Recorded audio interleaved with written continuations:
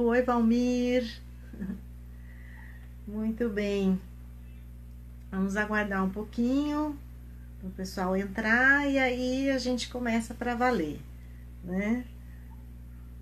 É isso aí.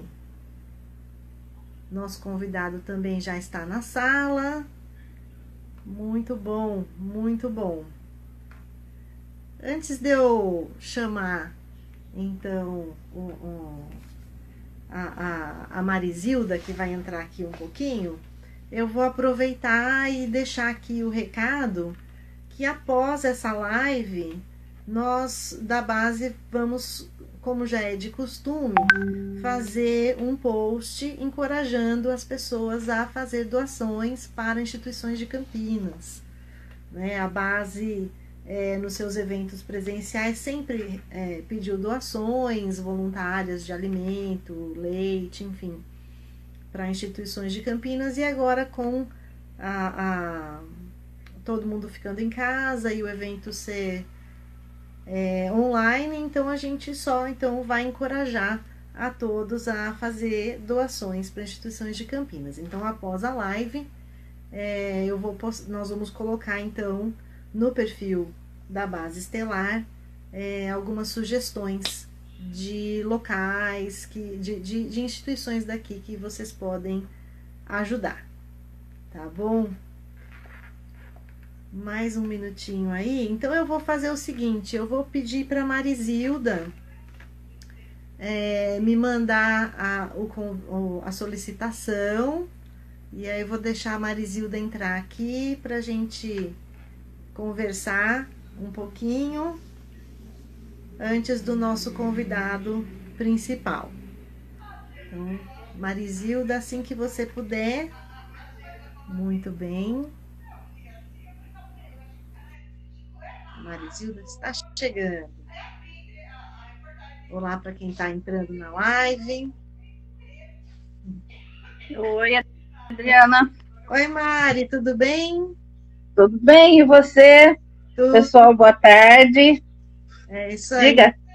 Pessoal, quem não conhece, essa é a Marisilda Massucato. Ela faz parte da Base Estelar Campinas desde os primórdios, né, Mari? Sou bem antiga da base, sim, já há bastante tempo. Desde o começo, né? 25 anos já que a gente está com a base, estamos juntos. E é um prazer sempre estar aqui com todos vocês, né? A nossa preferência sempre foi fazer presencial, mas como não podemos, então queremos estar juntos de todos vocês aqui pela internet mesmo, né? E assim vamos caminhando até podemos estar juntos presencialmente novamente. É verdade. Mas, é verdade. Então bom, a Maria está aqui, na verdade, para apresentar o nosso convidado de hoje, né? Ele foi uma sugestão da Marisilda, né? O Wendel Stein, a Marisilda, que sugeriu a participação dele. E nada mais justo que a Mari entrar aqui, então, para apresentá-lo. Então, Mari, com você. Bom, o Wendel Stein, para quem não conhece, ele é uma pessoa que está na base quase que desde o começo, com a gente, nos acompanhando.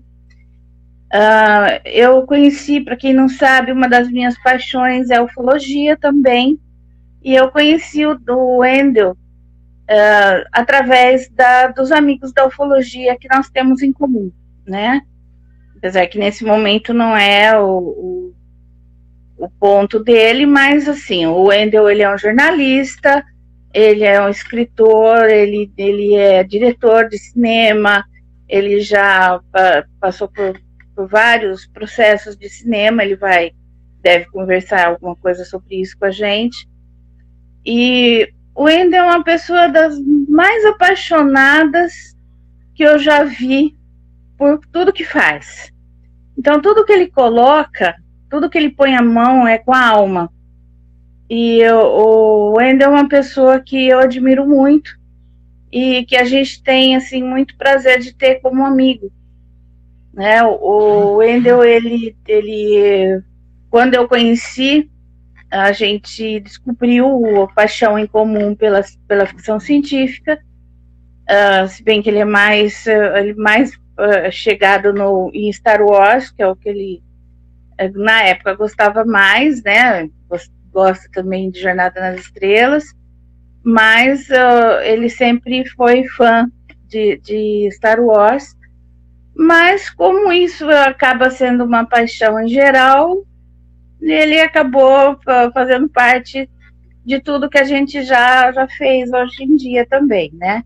O Wendel é de Sumaré, aqui perto de Campinas.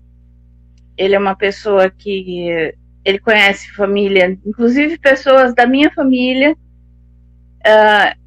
O Wendel, ele escreveu os livros dos anos 80, ele vai falar sobre isso. Para quem não conhece, recomendo. São livros assim que você lê e você, principalmente para quem viveu, né, os anos 80, uma parte dele que seja, alguns de vocês são para frente dos anos 80, mas vocês vão conhecer um pouquinho dos anos 80 com os livros dele. Você simplesmente mergulha e não quer parar. Então, assim, o Wendel é uma pessoa que ele está sempre com a gente, e eu vou deixar agora para vocês conhecerem o Wendel, quem não conhece, e para ele conversar com a gente e contar um pouco mais dessa vida dele, né? Que, assim, é bem muitas coisas acontecem. Ele, inclusive, foi premiado internacional,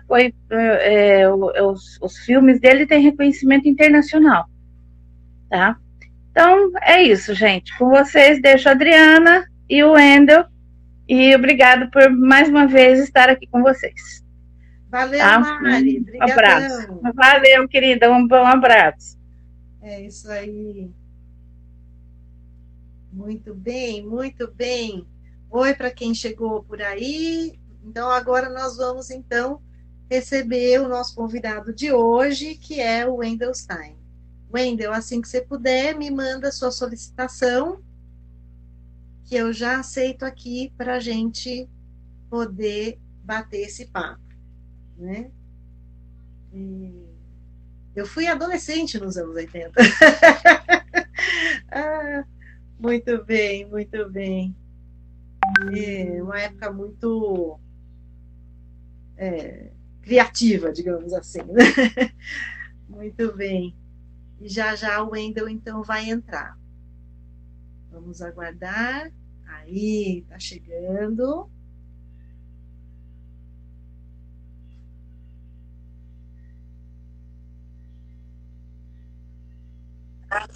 Muito bem.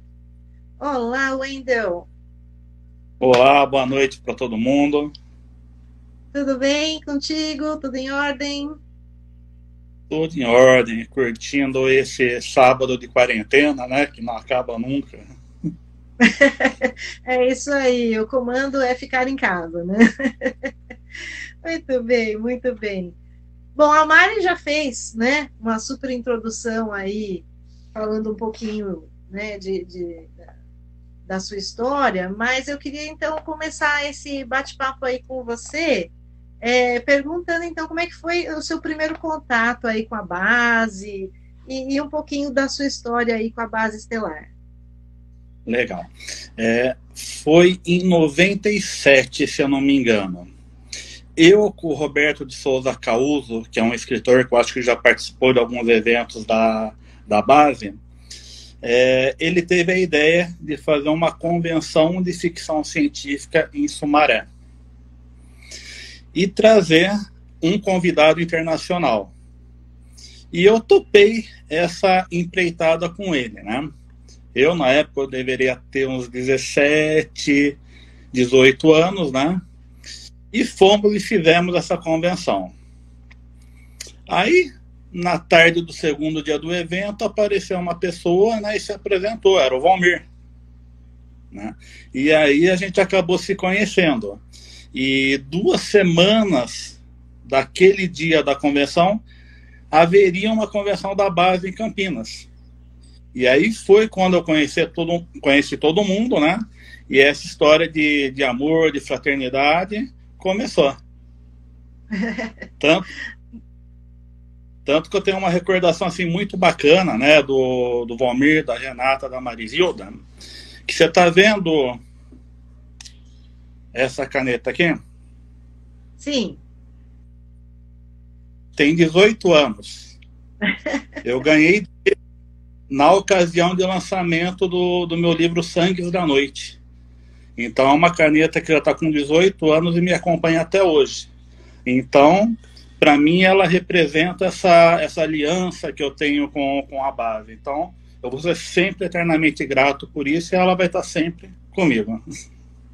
Nossa, eu acho que ele nem sabe. Ó, essa acho que foi surpresa, hein? Foi surpresa. Um link palpável aí dessa amizade, né? É isso aí. É uma coisa muito interessante, né? Que o pessoal de ficção científica que curte, em geral, quando se conhece, é amizade praticamente instantânea, né? E isso já vinha um pouquinho lá de trás, né? Porque eu editava fanzines de ficção científica. Porque antigamente, né, e a base enfrentou muito desses problemas, desses obstáculos, quando a gente queria assistir um episódio de Jornada nas Estrelas ou de alguma série americana, era muito difícil conseguir. Tinha que um amigo gravar nos Estados Unidos, mandar pra gente. Aí a gente sentava lá na casa da Renata, o pai dela ajudava a legendar com os equipamentos que tinha. Para conseguir um pôster, então, meu Deus do céu. Né? E a gente fazia esses fanzines, tirava fotocópias dele e saía distribuindo. Então uma pessoa editava um fanzine lá na Argentina ou lá em Manaus, eu mandava uma cópia do meu, ele mandava uma cópia do seu. Então por muito tempo, nos anos 80, nos anos 90, né, o fanzine foi esse primeiro contato forte com a ficção científica. Sim, foram os grandes desbravadores aí da informação na época pré-internet como a gente conhece hoje, né? E, nossa, eu lembro que a gente gostava bastante de fanzine, o que a gente conseguia passava de mão em mão, né? Realmente a gente não tinha é uma sobrecarga de informação que a gente tem hoje, né? Às vezes até um pouquinho demais, né? Eu estava comentando com a Valéria que eu tenho evitado assistir trailer de filme. Porque dependendo do trailer, ele conta as surpresas do filme. E eu não quero saber a surpresa do filme antes do filme, não é? E às vezes a única coisa de boa que tem no filme, tá no trailer. Que o filme às vezes não é bom. Exatamente. Aí estraga a experiência, né? Mas que legal, viu? Que legal. E fora que antigamente, quando saiu um filme do Jornada nas Estrelas no cinema americano, a gente tinha que esperar quase um ano para chegar no Brasil. Isso era muito difícil pra gente. É verdade. Um ano, às vezes 2, né? Tinha filme que demorava mesmo para chegar, né? Agora a gente tem filme com lançamento simultâneo, né? Às vezes até antes, né? Sim, dependendo do interesse aí de mercado, né? Depois lá fora. É isso aí. O Valmir está falando aqui que era um parto conseguir as coisas nos anos 80. É isso aí. Bom, como e você sabe... Sim. Vai. Tá contigo. Eu estava lembrando que nessa boa época, né, que eu era mais participativo, né, com o pessoal da base, porque a vida cria distâncias, obstáculos que vai distanciando um pouquinho, né? Mesmo o coração estando junto, né, a gente não pode estar tão presente como a gente gostaria. Mas naquela época de ouro, nossa, né? Poxa, tanta coisa gostosa. O Valmir e a Marisilda devem lembrar, né? A gente foi ver o David Prowse, o Darth Vader em São Paulo, Leonardo Nimoy, né? O Spock. fomos tudo em caravana em São Paulo. Nossa, os eventos da Frota Estelar Brasileira. Que época gostosa, né? Sim, sim. Eu fui também ver o Nimoy. Nossa, a gente era para nós, na época, foi uma coisa de outro mundo, né? De outro mundo. E o legal é que E a a Frota está Marisilda, retomando também, né? De trazer o pessoal, então isso também está bem legal, né? Mas você ia contar uma da sim. Marisilda aí. Então, porque a Marisilda, eu conheci ela antes da base estelar. Porque eu já fazia parte do movimento ufológico um bom tempo antes. E a Marisilda frequentava as convenções de ufologia que tinha aí Brasil afora. Então, muitas vezes eu chegava lá, tinha aquela pessoa ajudando na entrada, isso, aquilo. Era a Marisilda e era de Campinas. Né? E só depois, quando eu conheci a base, que eu fui conhecer a Marisilda de verdade. Mas a gente já tinha se cruzado alguns anos antes. É isso aí, é isso aí. O pessoal se atrai, né? Nesses eventos, não tem jeito, né? Quem curte vai, prestigia e acaba tendo esse contato, né? Eu também tinha contato com eles lá em São Paulo, mais de vista, nas convenções, e na época eu não morava aqui em Campinas, eu morava em Itu, né? Quando eu mudei para Campinas, aí que eu passei a ter um contato realmente mais próximo, e a gente fez uma amizade mesmo para valer, né? Mas é isso aí, que legal, que legal. A Marisilda está escrevendo aqui, a lembrança que ela tem quando pensa em você é de ufologia, porque foi o primeiro contato. E se sobrar um tempinho na live de hoje, ainda vou contar um caso na qual a Marisilda e a Renata participaram no passado. Se sobrar tempo, vou contar. É bem bacana a história. Opa, vai sobrar. Cena dos próximos capítulos. Aguardem. Beleza. Então, você é um cara que tem interesses dos mais variados, né? Na questão de trabalho, questão de interesses também na parte de lazer, né? Você já trabalhou com jornalismo, escritor, acompanha e também faz trabalho na área de ufologia, cinema, né? Então eu queria conversar sobre alguns assuntos aí que são do seu interesse, e nós vamos começar aí pela literatura, tá? E tudo, claro, a gente tem aqui o tema ficção científica, né? Eu queria perguntar para você se você tem algum livro de ficção científica que é uma referência para você, ou que seja um dos seus favoritos. Eu queria que você falasse um pouquinho do livro. Bem, a minha porta de entrada para a ficção científica não foi ficção científica, por incrível que pareça. Foi Monteiro Lobato. Mas o Monteiro Lobato serviu como trampolim para mim começar a amar a literatura e adentrar dentro desse universo da ficção científica. E eu acho que o livro que mais me marcou é esse daqui, olha. O Duna. Né? Porque aqui no Duna a gente tem, desde da ficção científica, como da space opera, tem Star Wars, tem Star Trek, tem religião, tem uma contextualização política, tudo numa obra só. Então, eu li várias vezes esse livro, né? Então, foi a minha porta de entrada para a ficção científica, foi o livro Duna. E eu, inclusive, recomendo, né, para quem não leu esse livro, gente, é maravilhoso e muito atual. Então, legal. Tão atual que parece que vem um remake aí, né? Sim, está começando o remake.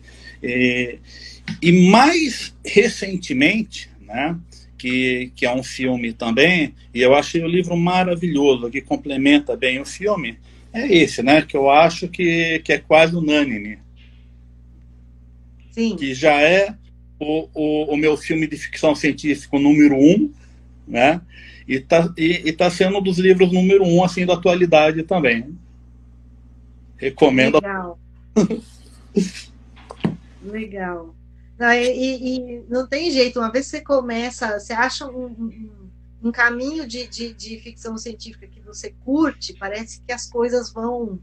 Você vai buscando e se torna tudo bem interessante. Esse filme é muito bom, né?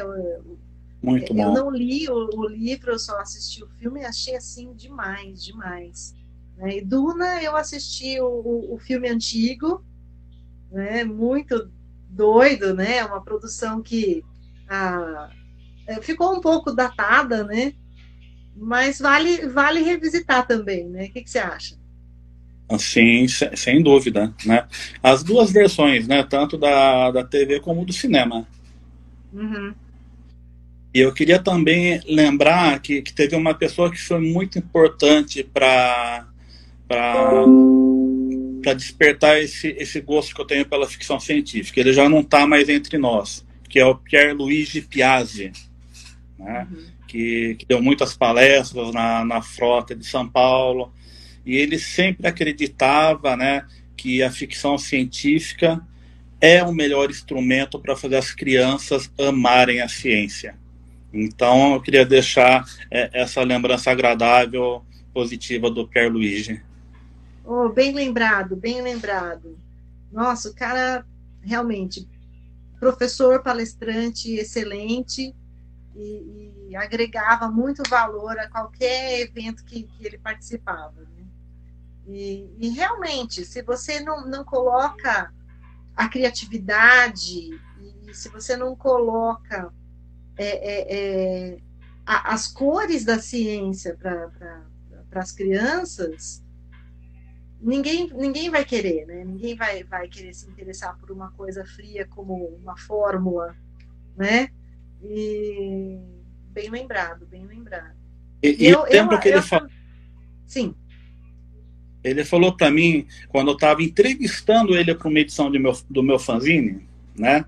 E ele falou o seguinte: puxa, a humanidade tinha as condições de criar a borracha vulcanizada há 100 anos, mas só criou quando realmente precisou.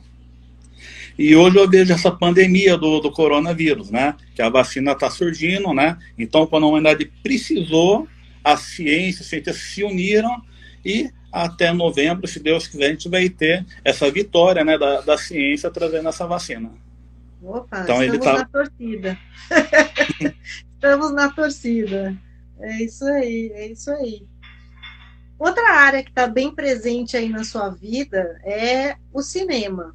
Né? Você já teve a experiência de trabalhar com produção de filmes, você se formou roteirista na Escola Magia do Cinema do Polo de Cinema de Paulínia, né? E então, assim, com certeza, como fã de ficção científica, também o cinema tá dentro aí dos seus interesses, né? Do seu entretenimento. E a gente está com uma série de posts aqui no nosso perfil, que são dicas da base para a sessão pipoca de sexta-feira. E essa semana eu pedi para você fazer a sugestão. E você sugeriu Star Wars, a Ameaça Fantasma, né? E aí eu gostaria, então, de que você contasse por que você sugeriu esse filme em particular. Bem, a Ameaça Fantasma aconteceu numa época muito importante na minha vida, porque foi a primeira vez que eu fui para os Estados Unidos, que eu estava morando lá, em intercâmbio, e eu recebi meu primeiro trabalho remunerado de fazer uma cobertura internacional do lançamento de um filme. E foi exatamente do Ameaça Fantasma dentro do Teatro Chinês em Hollywood.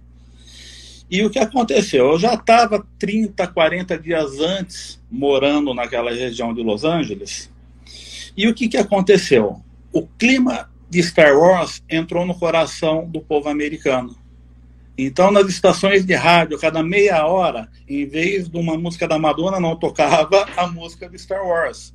Você comprava os jornais, todos os jornais, matéria de Star Wars, TV Star Wars, McDonald's, Burger King, Pizza Hut, brindes de Star Wars. Você entrava na Toys R Us, meia-noite, filas quilométricas para comprar os brinquedos de lançamento. Então foi uma febre que só aconteceu em 1977, quando saiu o primeiro Star Wars. E aí eu pude viver isso pessoalmente em 99. Então foi como se eu estivesse vivendo em 77. Então isso marcou muito. Além do que, graças à Ameaça Fantasma, que é um filme com muitos problemas de roteiro, de continuidade, de história, mas abriu um leque para essa nova geração. Milhares de crianças que se tornaram fãs de Star Wars e, através de Star Wars, começaram a gostar de ficção científica também, graças à Ameaça Fantasma. Então é por isso que eu achei importante, né, deixar esse filme como dica. Foi uma dica super legal. Nossa, que experiência que deve ter sido para você entrar lá no Chinese Theater, hein? Ainda mais ver um filme assim, né, tão grande. Eu lembro que naquela ocasião, na hora que eu sentei lá e apagou as luzes, eu tive que limpar o olho, que eu chorava tanto que eu não conseguia ver o letreiro, né? Então é uma coisa assim muito, muito pessoal, né? E eu sei que é a mesma sensação que muitas e muitas pessoas tiveram quando viram a primeira vez. Sim, né? Sim. E ouvir aquela música, né? John Williams na abertura, aquela coisa louca, é de arrepiar, né?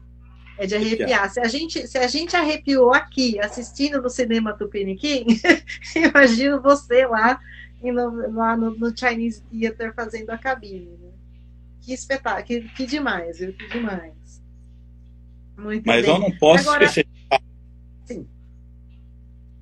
da minha grande paixão, que é a Jornada nas Estrelas, né? Eu amo Star Wars. Na minha época era Guerra nas Estrelas, né? Agora é Star Wars, né? Mas Jornada nas Estrelas é a franquia, é a marca que eu tenho a tatuagem na minha perna. Então, legal. Eu amo mais Star Trek, né? São muitas séries, né? A gente tem essa paixão especial pela tripulação original, clássica, né? Mas eu sou apaixonado pela nova geração. Sim. Nova geração, eu acho que já estava... Porque eu não sei quanto a você, mas eu assisti a série clássica em reprise, né? Acredito que você também tem assistido em reprise, né? E apesar de, na época, não estar tão distante dos anos 60, digamos assim, quanto hoje, já era meio datadinho, assim, né? E a gente curtiu, tal, uma coisa diferente, mas a nova geração a gente seguiu, né? Sim. E a nova geração tratou muito bem com a ficção científica raiz. Eu acompanhei da primeira à última temporada, assisti várias e várias vezes todas as temporadas. E junto com Deep Space Nine, que mostra o preço do sonho da Frota Estelar, né? Eu acho que essas duas séries se completam de uma maneira assim brilhante, né? Então, na minha opinião, as minhas duas séries principais de Jornada nas Estrelas. Não que eu goste menos de uma ou de outra, né? Eu gosto de tudo, até da Discovery. Eu sou fã da Discovery, né? Mas Deep Space Nine e a nova geração, gente, é ficção científica de primeira categoria. Exatamente, exatamente. Assim, bom tempo. Uhum. Não, e é interessante, né, que abordaram de tudo quanto é tema, né, e temas, inclusive, que hoje em dia, às vezes, as pessoas assistem séries mais novas, a série tal tá abordando tal tema. Eu falo assim, puxa, mas Star Trek já falava sobre isso, né, então isso é muito legal, né. Eu estou assistindo de novo Deep Space, porque eu vi a Deep Space muito espaçada, eu não cheguei a pegar ela corrida, eu assistia muito em convenção, né? Aí agora eu peguei para assistir corrida. E tem, inclusive na primeira temporada, tem um episódio que fala de pandemia. e de como eles estavam lidando para aquilo não sair da estação, né? Então, assim, eu falei, puxa vida, olha, é extremamente atual, né? Extremamente atual. E E você a falou gente... que... Sim. Oi, desculpa, pode... E a gente não pode esquecer também da Enterprise, né? Porque a Enterprise, principalmente a última temporada, teve uma qualidade fantástica, né? Foi muito injustiçada a Enterprise, né? Também achei. Aliás, você falou que né, nem todo mundo gosta de Deep Space, ou de Discovery, né? O pessoal mais radical, eu amo Enterprise. Enterprise assisti religiosamente, semanalmente, tenho a coleção de DVD e realmente muito injustiçada. Mas, na verdade, eu acho que ela sofreu um pouquinho com a história do 11 de setembro, né? Que aconteceu, acho que depois, ali pelo final da primeira temporada, né? E acabou mudando o rumo da série. Né? Inclusive, o ator, o Connor Trinneer, que fazia o Trip, ele veio em São Paulo ano passado, né? E ele mencionou isso. Ele falou assim, no fim, a Enterprise se tornou o 11 de setembro, né? E foi um reflexo direto. Mas também curto muito. E você sabe também que a Base Estelar e seus membros são apaixonados por Arquivo X, né? Sim, já teve até convenção de Arquivo X. E eu tenho uma história tão legal sobre o Arquivo X, porque em 99, quando eu estava lá fazendo intercâmbio nos Estados Unidos, eu fiz a cobertura de Star Wars, meu coração já estava a mil por ter conseguido estar lá naquela noite de estreia. Passou 3 dias, eu fazia um curso de inglês numa escola, num bairro, né, de Los Angeles, e nesse dia o diretor dessa escola, chamava Thomas, o diretor dessa escola, American English Academy, ele chegou para mim, olha, você é o primeiro brasileiro que eu recebo na nossa escola. Falei, a maioria que vem da Alemanha são japoneses, chineses, então quero fazer um convite para você ir até a minha casa, conhecer minha esposa, passar um dia com a gente. Falei, puxa, que legal, vamos sim. E aí, a gente foi conversando, né? Falou, o que você gosta de fazer? Eu falei, olha, eu pretendo fazer jornalismo quando eu voltar, né, na faculdade. Eu amo cinema. Inclusive, um dos meus sonhos, né, era conhecer a Fox, só que a Fox é um estúdio fechado. Na época, estava gravando a última temporada do Arquivo X, se eu não me engano, né? E aí, na hora que eu falei isso, eu falei, eu vou fazer uma surpresa. Ele virou o carro, né? Estava indo para Santa Mônica, pegou outro rumo. De repente, quando eu olho, a Fox na frente. O guarda olha, yes, sir, pode entrar. Falei, quem que é esse cara? Aí entrando, parando numa vaga que tinha o nome dele, ele falou, vem comigo. E fui acompanhando ele. E o coração já estava fraco por causa de Star Wars. E acompanhando. Aí entra no elevador, aí uma pessoa revista para ver se não tem máquina fotográfica, se não tem nada. Aí a gente segue. Desce um andar, 2 andares, eu falei, caramba, será que tem um departamento secreto no subsolo? Aí chegamos lá, no 3º andar do subsolo, ele entrou. Aqui é o local que a equipe de roteiristas fazem toda a pesquisa científica para escrever Arquivo X. Eu sou o chefe desse departamento. Aí ele saiu, falou, vem cá aqui comigo.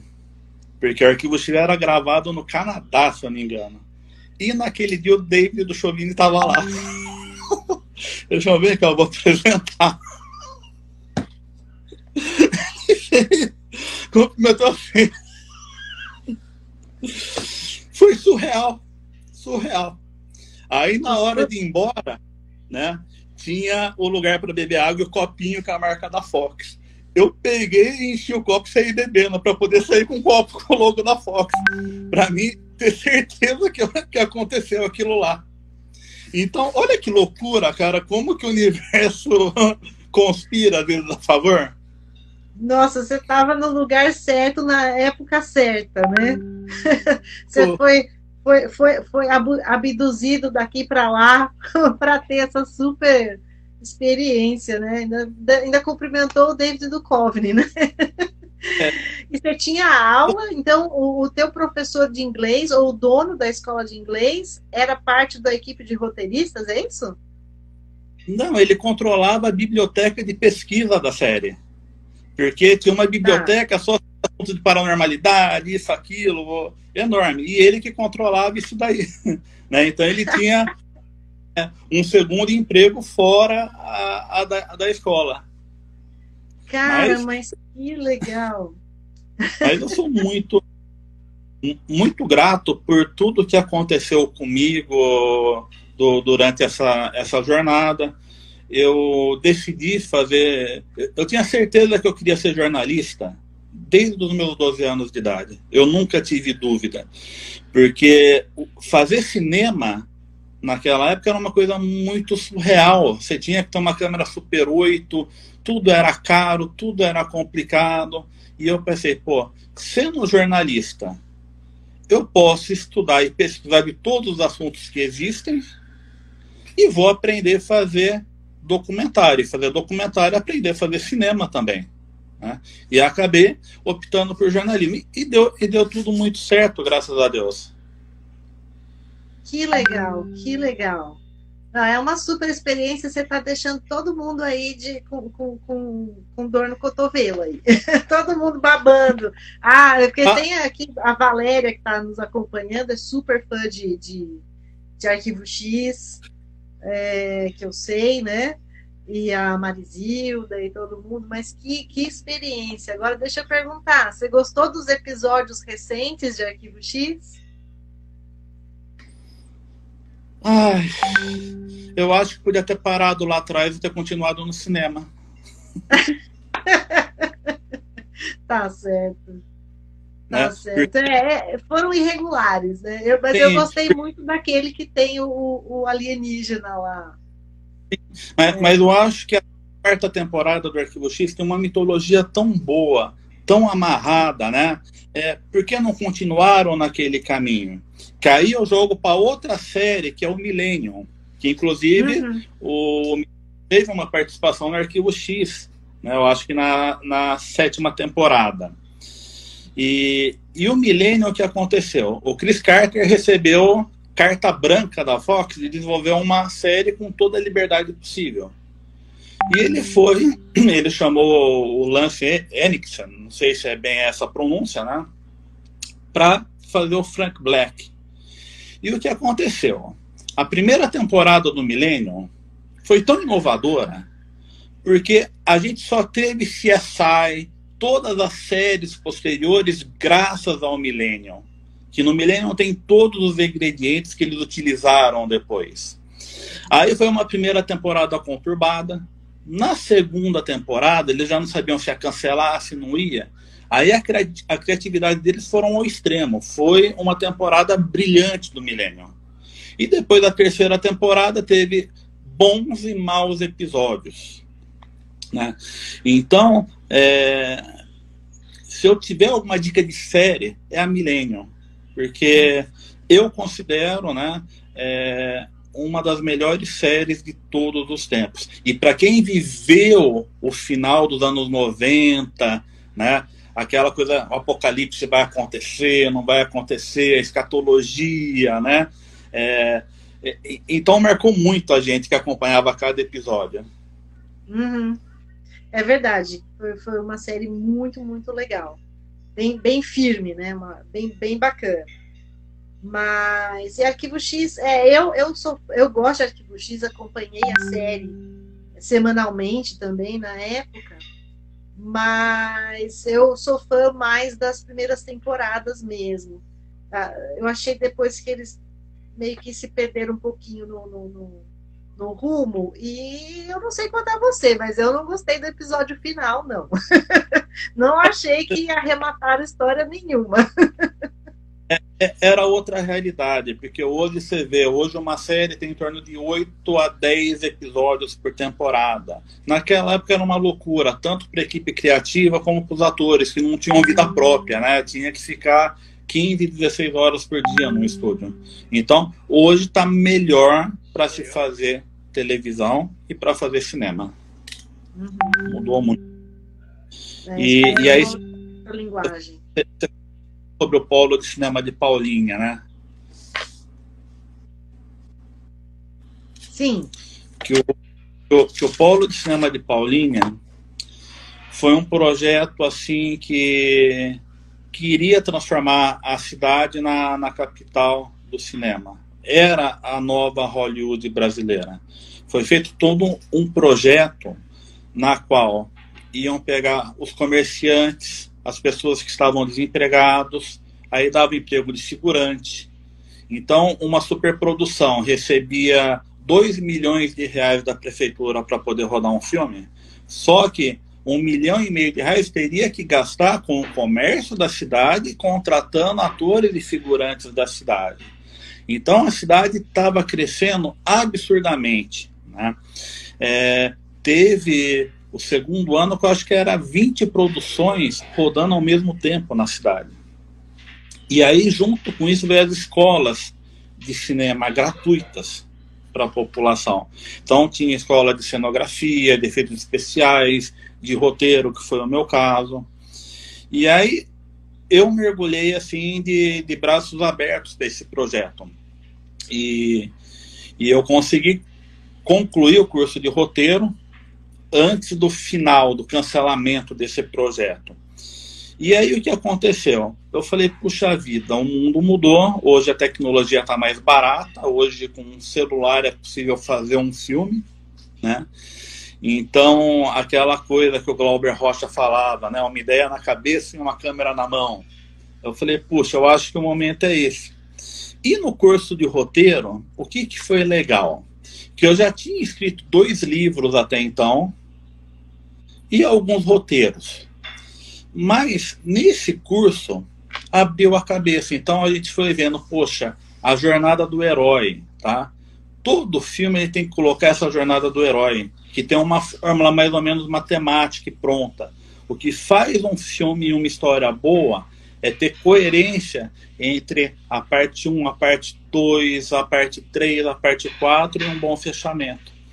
E na hora que eu terminei, eu me formei no curso de roteiro, isso contribuiu não só na área de cinema, mas na área da literatura. Que na hora que eu voltei a escrever uma novela, um livro, eu já tinha isso na cabeça e consegui fazer uma coisa que eu não tinha feito até então.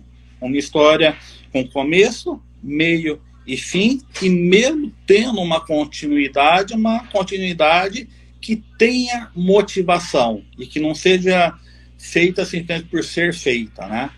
Então, é até uma dica, se alguém tem ideia em começar a fazer cinema, ou começar a escrever ficção científica, fantasia, gente, estuda um pouquinho o cinema, a história do roteiro, porque vai abrir muito a cabeça. E qualquer obra do Joseph Campbell, né, como O Herói de Mil Faces, é uma literatura obrigatória para você conhecer essa jornada do herói, e na hora que você conhecer ela, você vai conseguir encaixar cada personagem e cada subtrama de acordo com uma fórmula que dá certo.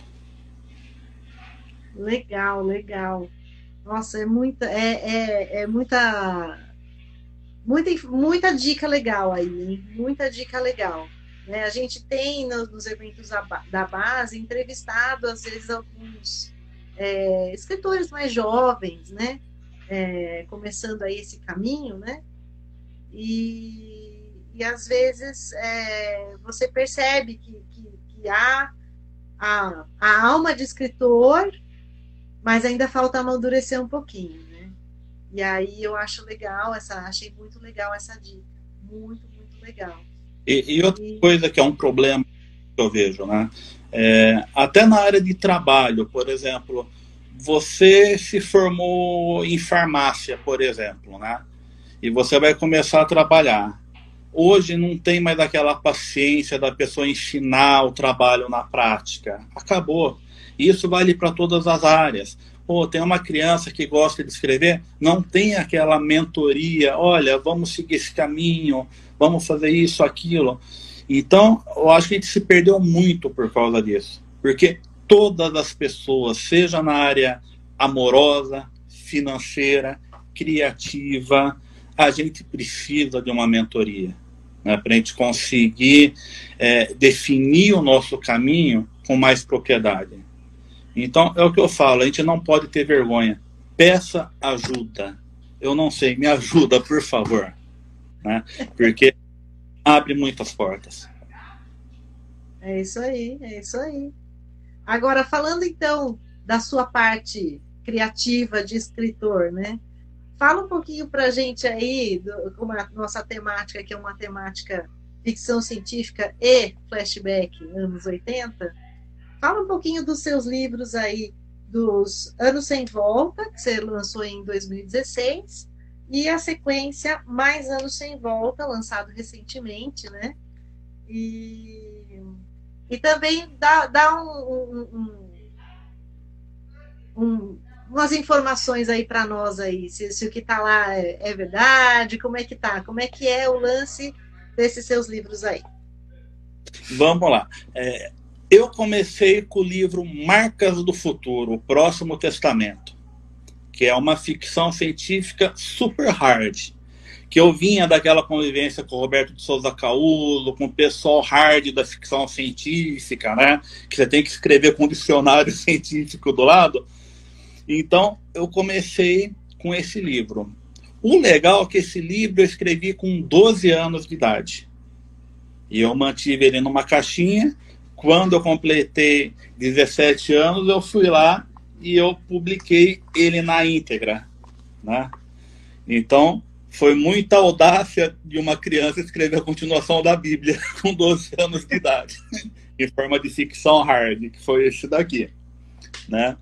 Esse livro aqui, eu fiz 1000 exemplares e vendi os 1000 exemplares batendo de porta em porta, em Sumaré, na época.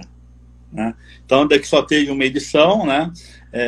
E não pretendo relançá-lo. Né? Que foi mais uma coisa de criança. Eu falei, não, eu vou conseguir fazer, escrever e lançar e vou vender. Fui eu consegui. Aí, 4 anos depois, né? Que foi quando eu ganhei a caneta do Valmir, da Renata e da Marisilda, aí eu lancei esse livro daqui,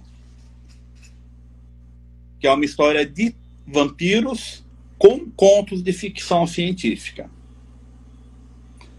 Aí eu fiz o curso de roteiro, que foi na hora que deu aquele boom na cabeça. Eu falei, puxa vida, eu tenho que me profissionalizar. Né? E aí foi um livro que demorou muitos anos para eu conseguir escrever, fazer uma correção bem feita, e aí saiu o Ano Sem Volta, o volume 1. O Ano Sem Volta, por incrível que pareça, é muito, muito autobiográfico. Só que em alguns momentos, em poucos momentos, eu mexo com a realidade fantástica. O que é isso?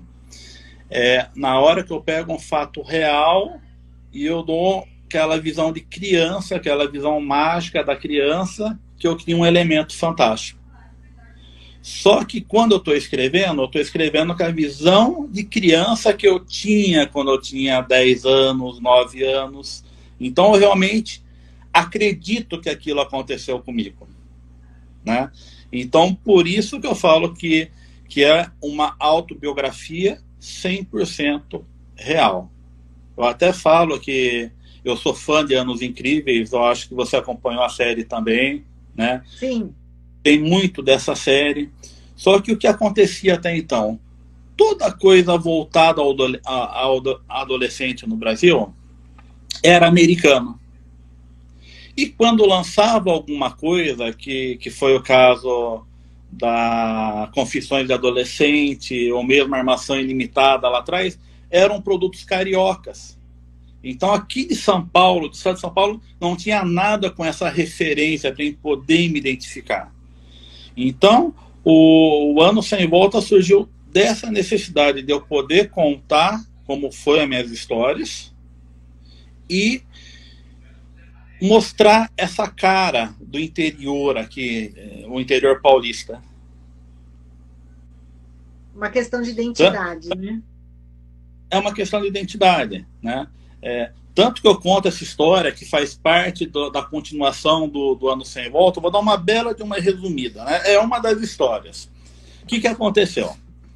Minha família, meu pai tinha 10 irmãos. E era aquele pessoal do interior, muito tradicional, e todos os anos juntavam a família inteira numa festa de São João, dentro do sítio de um dos meus tios. E o Tonico Tinoco ia cantar nessas festas, que era amigo da família. E nesse dia, eu cheguei com a minha família, com meu pai, né? E a gente sempre chegava mais cedo, antes de todo mundo na festa. E nesse dia eu cheguei, né? Tinha meus 9, 8 anos, né? E tinha o Buiú, né? Que era o filho do caseiro do sítio vizinho. Aí ele chegou, tudo bem, isso, aquilo, eu sou o Buiú, eu sou filho aqui do caseiro do sítio ao lado, a festa vai ser boa hoje, né? Eu falei, ô Buiú, vai ser boa. E o Buiú virou para mim, meu nome é Buiú porque o pessoal fala que eu sou pretinho da cor de carvão. Eu falei, é verdade? Todo mundo me chama disso. Ah, legal, Buiú. Falou, ó, você não quer ir comigo lá no sítio aqui que meu pai é caseiro? Porque eu tenho que avisar que eu vou ficar com vocês aqui na festa junina, para ele poder deixar eu vir. Falei, não, eu vou com você. Então começamos o trajeto. E no trajeto ele começou a contar a história de saci, mula sem cabeça, e falou que na cocheira que o pai dele trabalhava, que ele tirava leite das vacas, já há muito tempo, chegava de madrugada, o rabo das vacas tudo com nó, coisa de saci. Falei, Buiú, você tá brincando comigo? Tô não, acredito nessas coisas. E fomos, né? Tava começando a escurecer. Aí chegamos na cocheira, né? Não tinha vaca nenhuma na cocheira. Sentei na muretinha de madeira e falou, ó, só me dá um minutinho, né? Fica aqui que eu vou lá avisar meus pais e eu já volto pra gente voltar pra festa. Falei, beleza, Buiú. E o Buiú foi. Passou 10 minutos, o Buiú não voltava. Passou 20 minutos, o Buiú não voltava. Começando a anoitecer. Buiú, onde você tá? E o menino não aparecia. Quando deu 30 minutos, eu peguei, ó. E voltei pro sítio sem o Buiú. Aí fui curtir a festa, tudo, né? Aí eram umas 11 horas da noite, quando a gente estava vindo embora, eu cheguei com o meu tio que morava lá no sítio e falei, tio, o Buiú aprontou comigo, hein? Fez ele comigo até no sítio do lado, queria avisar os pais dele para voltar, e me deixou lá e não voltou. Meu tio olhou, sítio do lado, faz 10 anos que está abandonado e não mora ninguém lá. Opa! Contatos imediatos. Aconteceu, mas você escreve, a pessoa fala, não acredita, é ficção. Mas eu...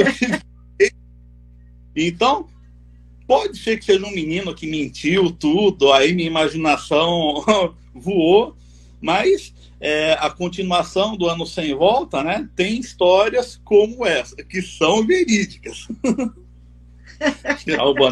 É isso aí, é isso aí.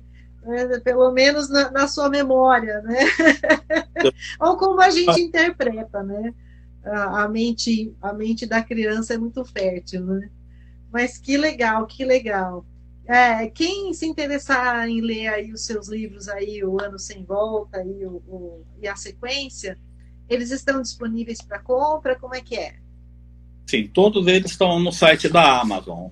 Então tem tanta possibilidade dele digital como em papel, que a própria Amazon está imprimindo e está entregando em formato impresso. Né? Então, eu peço para quem puder contribuir.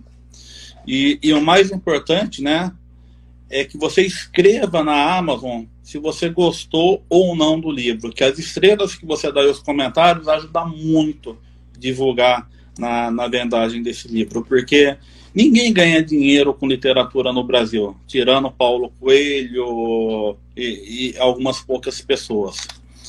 Então, é outra coisa que eu vou ser sempre grato, eu agradeço a todo mundo que me apoiou, porque o Ano Sem Volta, desde a sua publicação, chegou a vender 14 mil volumes digitais de retirada.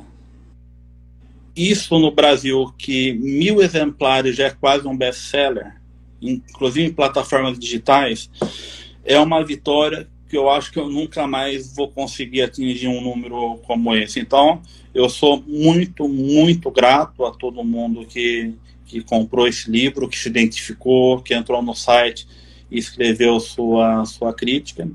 E eu acho que quando a gente faz uma coisa com amor, com coração, né, eu acho que a pessoa se identifica com isso.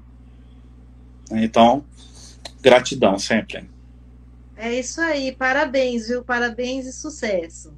Olha, infelizmente o nosso tempo tá chegando ao fim e em nome da Base Estelar eu queria agradecer muitíssimo a sua presença aqui na nossa live. Nossa, foi um papo muito legal. Eu acho que a gente... Desconfio que teremos um bate-papo com o Wendel Stein, parte 2. Vamos fazer igual o seu livro. Vamos fazer uma sequência, porque eu percebo que tem muita história por aí.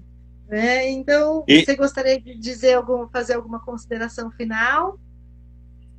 Sim, eu queria dizer que realmente eu sou muito grato a vocês por ter aberto esse espaço e que é a primeira vez que eu fico 1 hora falando sem parar, que eu sou extremamente tímido pessoalmente. Então, para mim, daqui foi uma vitória também eu conseguir estar aqui sem gaguejar muito, né, contando essas histórias. Então, obrigado por essa oportunidade. Queria mandar um abraço de novo no coração da Marisilda, da Renata, do Valmir, mais um monte de gente que eu sei que eu esqueci, né? Então é isso, é gratidão para vocês.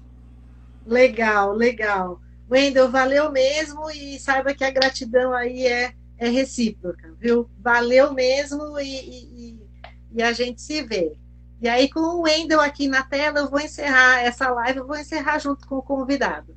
Né? E como fãs de Star Trek e Leonard Nimoy, vamos desejar a todos aí vida longa e próspera. É isso aí. Tchau, pessoal. Obrigada.